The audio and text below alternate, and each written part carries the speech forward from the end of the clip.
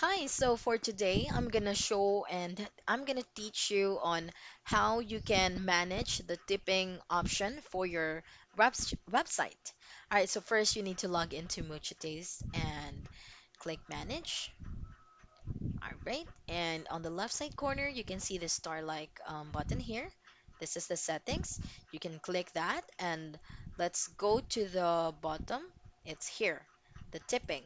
So click that tipping option, and for this order tipping option to be enabled, you need to click this this box here.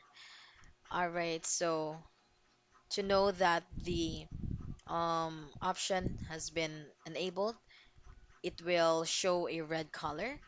So you can also choose if you would like to disable to a specific service. If you would like to disable the tipping option to a specific service, you can choose there. And also you can choose which tip should be defaulted at the checkout. Okay, you can also choose that option there. All right, so you need to click save. All right, and there you go. And if you would like to disable the tipping, just go to setting and find the tipping option and just click that again and save.